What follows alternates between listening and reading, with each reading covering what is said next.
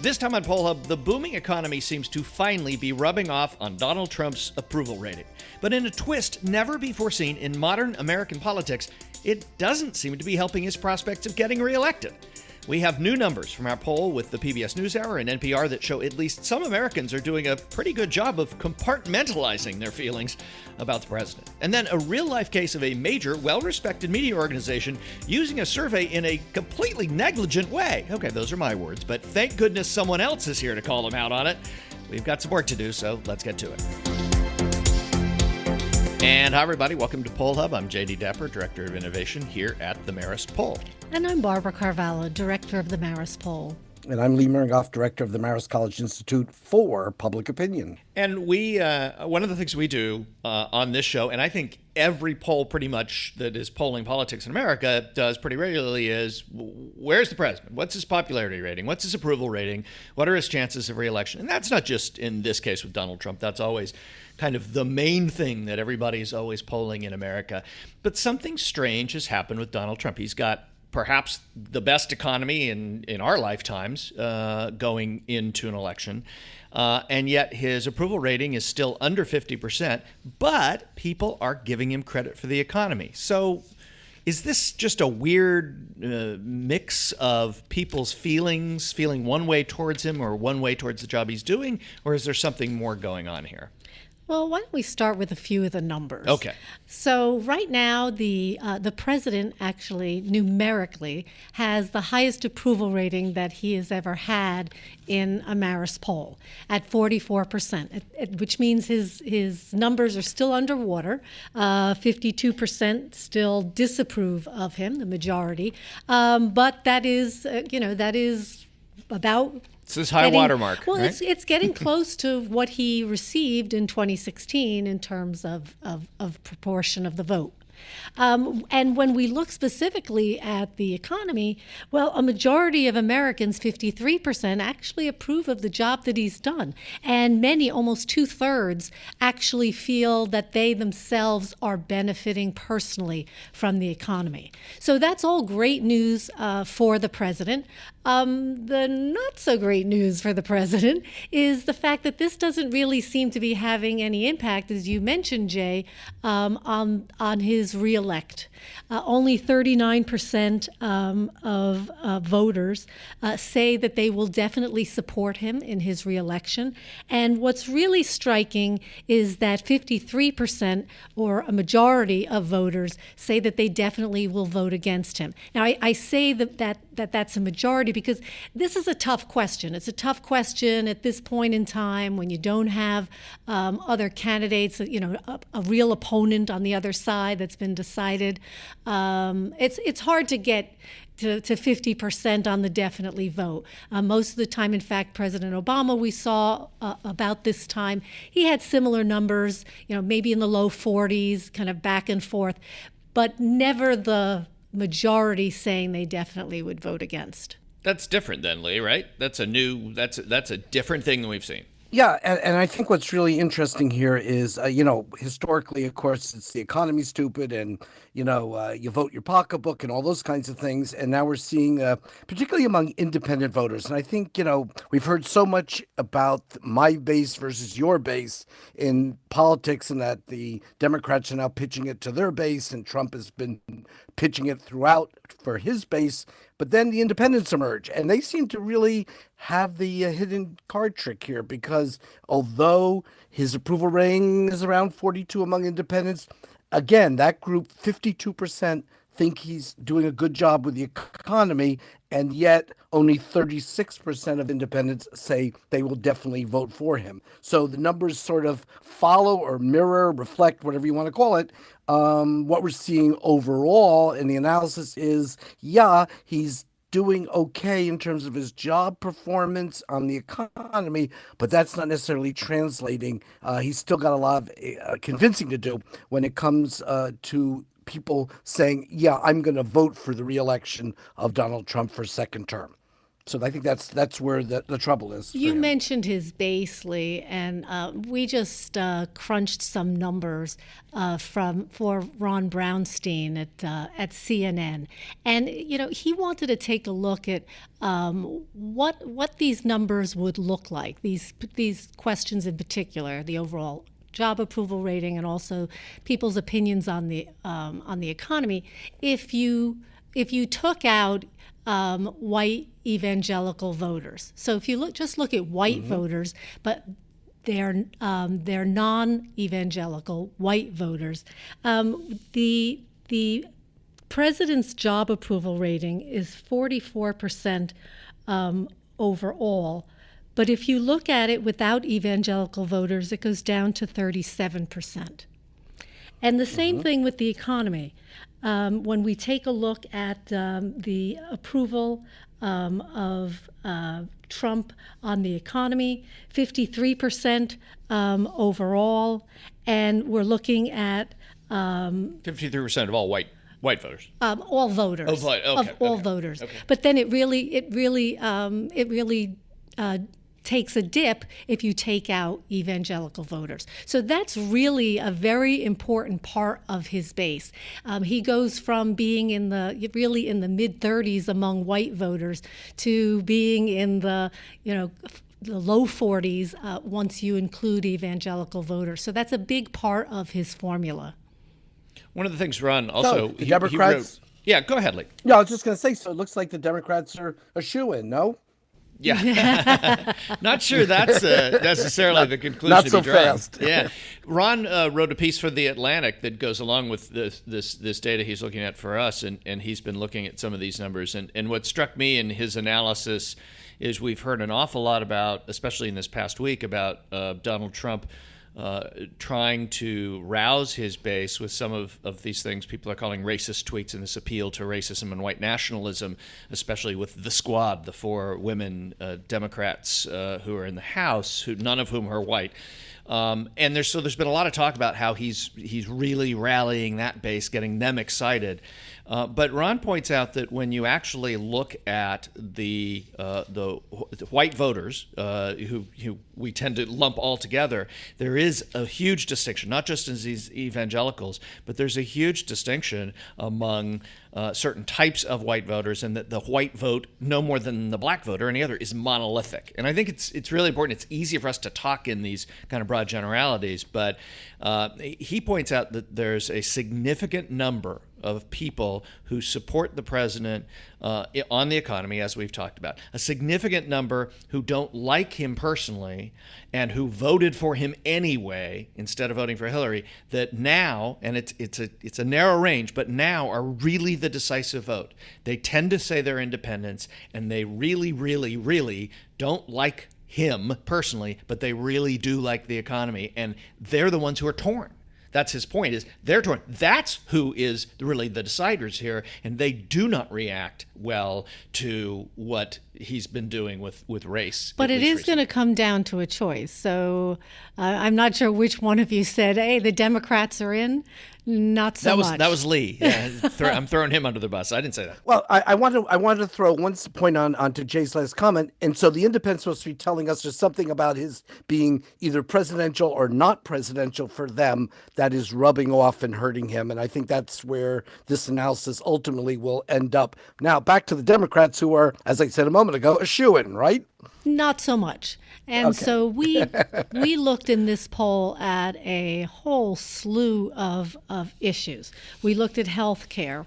We looked at immigration. We looked at gun policy. Let's see. Green New Deal. I'm going down the list here.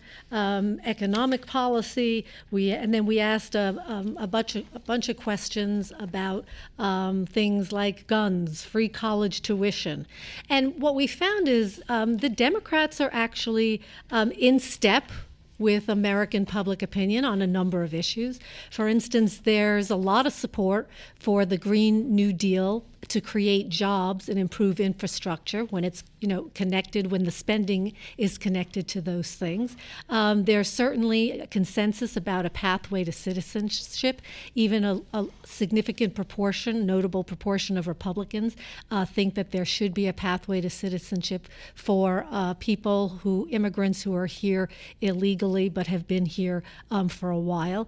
And there is also a strong consensus for Medicare for all, but depends on how you define that, right? And it's Medicare for all as a choice. So you have a choice between Medicare for all or you have a choice of your own private insurance. And that's incredibly popular. However, the Democrats need to be really careful about energizing their base, because Democrats who are likely to vote in the primary are excited about most of the things that the Democrats are saying, but it plays very, very differently among independents. Specifically Medicare for all, with the elimination of private insurance. That is a total loser. Decriminalizing border crossings, total loser. So there are some with independents. Well, even among Americans as a whole. I mean, it has very little support, particularly those two issues. Right. So one thing you got to ask about that is, in kind of the broadest sense, are issues going to matter in this election? And I hate to say that, because that's what should matter in this election. But Lee, I think we've seen in the last election, issues weren't covered. I mean, there was a study done by a media organization or media advocacy organization that showed that the 3 network newscasts covered issues like something like 12 minutes during the entire campaign or something. I'm paraphrasing, but it's some tiny amount where issues were covered. Do issues matter? Or is this just going to be, again, about personality? Well, I think, of course, it depends on who the lineups ultimately turn out to be in terms of who's going up against who. Democrats are right now telling us that 54% are more likely to move in the direction of someone who's closer to them on the issues than even the electability question, which came in at, I believe, 42%. What does that mean? Is our American politics going to be driven by social media again? And is it going to be driven by personalities? It's going to be a lot of that. I mean, with Donald Trump alone, you don't get away without personality being a part. And clearly, it's going to be a back and forth. But I think, there's a lot going on in America today. And if you're talking about healthcare and you're talking about immigration issues and you're talking about income inequality and the environment, I think there are issues that Democrats are going to be trying to put on the public agenda, and we'll see how that plays out. I just want to underscore the one thing, though, because at the last debate, Democrats were raising their hands periodically, and they were, saying, yes, I'm all for that. I'm all against that. The point Barbara was making, and I think you underscored as well, Jay, was, if you have Medicare for all, and it's a choice between that government program and keeping your own insurance, that works. But the minute you say we're going to replace your own private insurance with a government program and you lose your private insurance, that's, as Barb said, a loser. And I think that can't be underscored enough, because another round of debates are coming up. The Democrats understand that maybe they've gotten a little ahead of their skis on this one, and maybe they have to sort of rethink some of those kinds of issues without maybe offending their base, but at least, trying to be positioned a little bit better for the general election, particularly on that issue. Although there's some issues that are very strong for them. The pathway for citizenship, I was surprised, is so strong, as is the Green New Deal. So there are things that they can stress that they don't get hurt on, but that medical health care stuff is really a problem, potentially. I think we started this conversation by saying that people are pretty positive about the economy personally, and also feel that the president is doing a good job and they approve of what he's doing. But the Democrats aren't necessarily the answer. And we did ask an overall question. We asked whether, from what they've heard or read about, do they think that the Democrats would generally move the country in the right direction or the wrong direction? And 43% of Americans thought that they would move them in the right direction, but 46% of them, including almost half, 48% of independents, think that the Democrats and their ideas would move the country in the wrong direction. Throw all the bums out. right? So, yeah. Yeah, but on that question, the Democrats are 83-10. So Democrats think, hey, this is great stuff. But the independents are saying not so fast. And of course, the Republicans are saying not at all. The fun of the primary season and the difference between what we Yes. will see in the general election. Yes. And one other thing in this poll I thought was really fascinating, the question on whether Democrats themselves see themselves more as progressives or moderates. Right now, it tips slightly in the progressive direction. In June, it was more in the moderate direction. There's been a little bit of a swing. We're going to have to see if that's a trend or just some short-term noise in the data. But it's all very important, who are the Democrats and who do they see themselves as, progressive or moderate? That's going to tell you a lot about how Joe Biden ends up doing in all this. Every morning I get in my email box a thing called the Axios newsletter. And Axios is a company that was started by Mike Allen and a couple of other folks. Mike Allen, a guy that is pretty well known in Washington as a Washington journalist for his morning newsletters, kind of sets the tone of the day. And that's what he does at Axios with his Axios newsletter. But Axios does other things too. One of the things they did recently was they talked about a poll, but they did it in a way that kind of flies in the face of everything we've talked about here on Poll Hub about the responsible way to talk about polls as a journalist. It's an anonymous poll, and well, instead of us talking about it, maybe we should bring in a guest who has talked about it as well and has some problems with this technique as well. Ariel Edwards-Levy, who's a reporter and polling editor at the HuffPost. Welcome. You had a problem with this poll too? Thank you for having me. Indeed, I did. I had several problems, but I think mostly it was just that it seemed to do such an enormous disservice to readers at a time when I think that people who are looking at polls need to be focused more than ever on sort of transparency and paying attention to how these things are put together and the sort of mechanics, and this just breezed past that and made it sort of impossible for anyone to look at this in even a remotely rigorous sort of way. Couple things like what are you looking for when you're thinking about transparency that this violated for you? So this poll was basically provided as something where they said, okay, our sources have given us this survey, and here are a couple of data points for it. So some things that you would generally like to know about a survey that were not included here: who conducted it, who it was conducted for, what methodology was used to conduct it, what the actual population of people being interviewed was, how they found these people, what these people were actually asked, and the full top line results.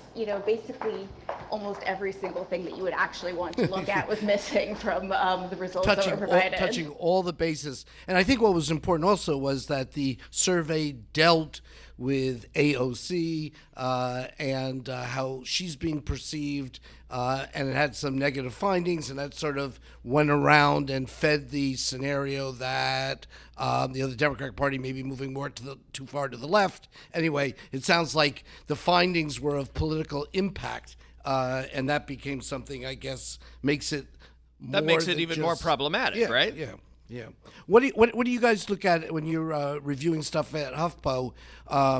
Anything else in terms of probability, non-probability polling, stuff that we have talked about on the podcast? Yeah, obviously we work with non-probability pollsters, and I think you've seen a real movement. You see this with, I think the decision by CNN recently with other pollsters, that the real issue here is just that we're moving into a time when there's no longer one right way of doing things. I think at this point people largely recognize that there are alternatives to just, this sort of what used to be called the gold standard. I would now say just the traditional method of live call or dual frame RTD. There are other things that can be done responsibly, it can be done well. But the key to being able to look at those things is knowing what people have done. And so I think that, as a journalist, you can really justify presenting a pretty wide range of polling and survey data, but I think you have to do it responsibly. And I think this mostly abdicated that. So it's a real consumer beware, and I know the AP has their standard. CNN, which we talk about on our last program, has advanced a new set of standards. So that's really clearly important in this era of transparency, of which this particular story and others that we're going to be, seeing being published, unfortunately, missing on all these transparency. Yeah, it really points. strikes me that we're in a, as you pointed out, Ariel, we're in a difficult time as pollsters because we may be doing all the right things, but the media in many cases is not doing the right things, or at least doing things that we think they ought to be doing in terms of explaining polls and demonstrating some kind of poll literacy, if you want to call it. This seems like one of the most extreme examples and the kind of thing that really makes it tough for people to have any faith at all in what legitimate pollsters are doing. I mean, I don't think it's something where the blame is solely on the media. I see too many surveys that are released in cases where they're just making far too definitive claims, where, people are releasing things that are down to the 10th of a decimal point sort of certainty that I don't think is reasonable to translate, and, somebody had to conduct this and to allow it to be released in this way. So I think that there are a lot of cases where people could be doing better. Okay, and as you know, I do consider you the punniest of pollsters, and I do know you just referenced the era of margin, or the margin of error, and you just referred to that in one of your tweets rather than margin as more gin, as in more gin of error. I'm not sure where that comes from. And what is the source of that? I think we all, as this election cycle is ramping up, we're all going to need our own coping strategies, and that has happened to be mine. You can decide for yourself if I'm referring to the puns or the gin here, but yes, okay, I think that's fair enough. I'll join you on the gin to cope with this. That sounds good. If I will give you a plug here, because I follow you on Twitter and at Edwards-Levy, and if you want to get some good information and some enjoyable information, I think, didn't you just refer to cash in hand as the amount of dollars a candidate's able to hold at one time? That's what I believe it should mean, yes. Yeah. Anyway, thanks a lot. Ariel, thanks so much for joining us. Ariel is at the HuffPo newsroom, which is why all that noise in the background, those are hard-working journalists making that noise. Indeed they and we are. really appreciate you taking a couple of minutes out of your day to help us explain this. I should be very clear here. Axios, Washington Post, I believe you as well, reached out to Axios for comment, as did we, and have not gotten any comment from Axios. Is that still the case for you? We have not personally reached out, but as far as I've seen, Okay. they have not commented to those other outlets. Right. Okay. Well, Ariel, thanks for joining us. Appreciate it, and we'll talk to you soon. Thank you as always for having me. That will do it for this edition of Poll Hub. Poll Hub is a production of the Marist Poll at Marist College in Poughkeepsie, New York. Thank you to Mary Griffith, our executive producer, as always doing a wonderful job. And we'd also like to take the opportunity to thank the Roper Center Archives at Cornell University, who provide us with the ability to look back in time at trend data, at survey questions, the results. It helps enlighten what we're talking about, particularly when you have to look back at things over the past decades. And we love to hear from you. Questions about questions about polls in general, maybe questions you'd like us to ask on polls. And the best way to contact us is through social media. We're at Marist Poll Facebook, and we're in Instagram, and we're in Twitter, and all those various places. So reach out to us that way. And don't forget to look down at the device on which you are listening to this podcast on and hit subscribe. We'll see you next time.